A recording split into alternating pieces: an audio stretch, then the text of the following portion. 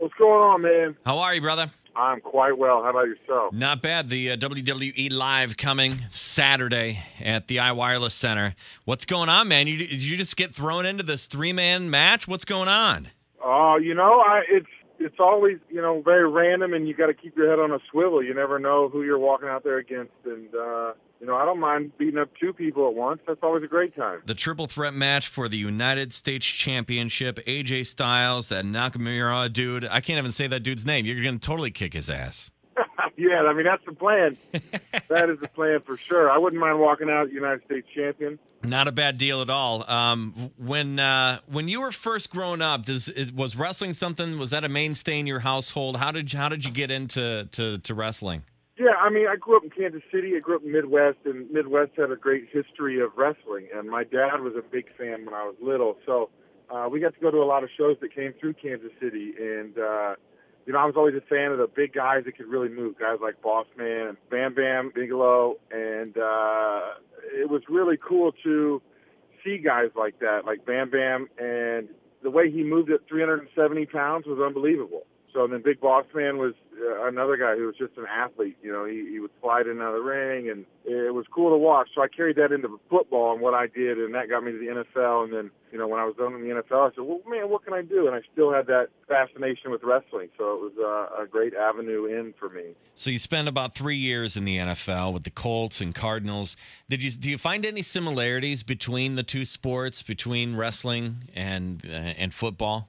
Oh, most definitely. The biggest thing is the amount of training that goes into both. Yeah. To get to the NFL, I mean, you spend your whole life training to become that best football player you can. And it takes, not even just on the football field, but your diet, your mindset, your film study, all of those things, the weight room. And at that time, I was, when I was with the Arizona Cardinals, I was 330 pounds. So I was eating anything and everything I could get my hands on. I was training to be as strong as I possibly could. I was benching over 500 pounds. Like, it didn't matter what I looked like. As long as I could move fast and be strong, I was good at football. And coming into WWE, it's the same thing. You have to tailor your whole life around it if you want to become the best. And I had to change my diet, change my workout routine, and then, being an athlete is imperative to both. So there's a lot of similarities, especially with, being an offensive lineman. I just push dudes around for a living. Mm-hmm. Now I knock them down for a living. So it's, very similar in that aspect. The biggest difference for me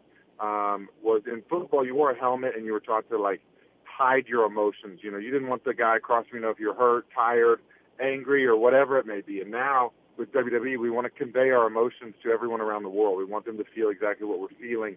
And, when we get a microphone, we want people to feel what we're saying. So that is the biggest thing that is different between the two. But there are so many similarities. It's crazy, which I think is one reason I transitioned so well from one to the next. Well, say what you will about the NFL. It's a great sport and everything, but they don't have the action figures the wrestling guys do. Right? I know. I'm in a video game. I've got 2 action figures. I got T-shirts with my name on them.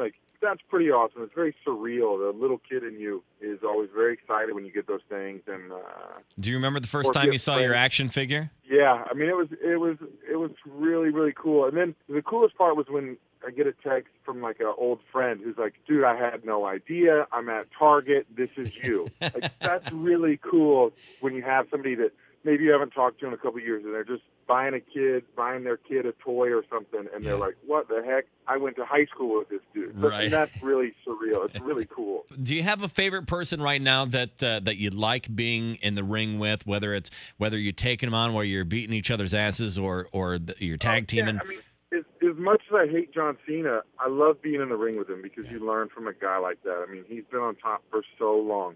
A lot of people, look at guys like Austin and The Rock and talk about how amazing they are and how they revolutionized wrestling. But John Cena's been doing it for 10-plus years, and he's been the guy for 10-plus years. You look at, Austin and The Rock, their careers were 4 and 5 years where they were the main guy. Right. And Cena's been doing it for so long, and he's just phenomenal in the way that he carries himself as a businessman and a performer and all of those things. But, we don't see eye to eye right now. I have an issue with him that I still have to resolve from SummerSlam. But, he's amazing. And then Randy Orton. I think Randy Orton is the best, mm-hmm. and what he does is amazing. So getting in the ring with a guy like that, even, I came up short at SummerSlam, and I've wrestled Randy Orton before he came up short, and you walk away learning, and you know better for next time. So that's what I love. I love when I can leave with learning something. If you could I'm still trying to get to the top. I want to be the guy. I want to be the guy who goes, all right, I'm going to put WWE on my back, and I'm going to carry it into the future.